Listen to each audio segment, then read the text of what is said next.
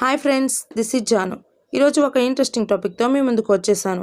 మరి లేట్ చేయకుండా ఈ వీడియో స్టార్ట్ చేసేద్దామా? సొంతగడ్డపై బంగ్లాదేశ్తో టీమిండియా 2 టెస్టుల సిరీస్ను ఆడనుంది. సెప్టెంబర్ 19 నుంచి చెన్నై వేదికగా జరిగే తొలి మ్యాచ్తో ఈ సిరీస్ ప్రారంభం కానుంది. ఇప్పటికే ఈ సిరీస్లోని తొలి టెస్టుకు భారత సెలక్షన్ కమిటీ 16 మంది సభ్యులతో కూడిన భారత జట్టును ప్రకటించింది. అయితే టీమిండియా స్టార్ పేసర్ జస్ప్రీత్ బుమ్రాను ఈ సిరీస్కు ఎంపిక చేయడం అందరినీ ఆశ్చర్యానికి గురిచేసింది. వచ్చే 4 నెలల్లో టీమిండియా మొత్తం 10 టెస్ట్ మ్యాచ్లు ఆడనుంది. న్యూజిలాండ్తో పాటు ఆస్ట్రేలియాతో టెస్ట్ సిరీస్లలో తలపడనుంది. ఈ క్రమంలోనే బుమ్రాకు బంగ్లాదేశ్తో టెస్ట్ సిరీస్కు రెస్ట్ ఇస్తారని ప్రచారం జరిగింది.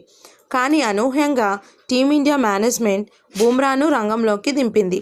అకస్మాత్తుగా బుమ్రాను రంగంలోకి దింపడం వెనుక ఉన్న బలమైన కారణం ఏందనేది చర్చనీయాంశంగా మారింది.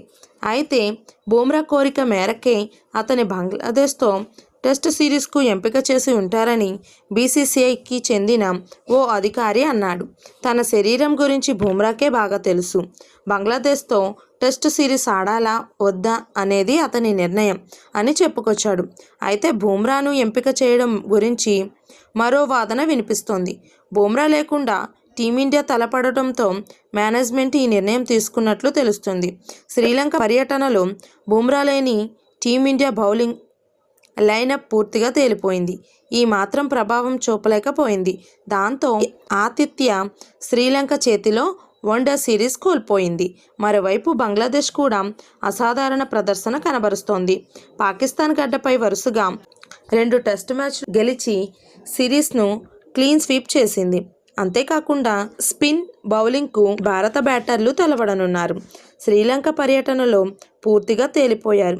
ఈ క్రమంలోనే బుమ్రాతో బౌలింగ్ లైనప్ను పటిష్టం చేసి ప్రత్యర్థి బ్యాటర్లను ఇబ్బంది పెట్టాలనేది టీమిండియా మేనేజ్మెంట్ యోచన.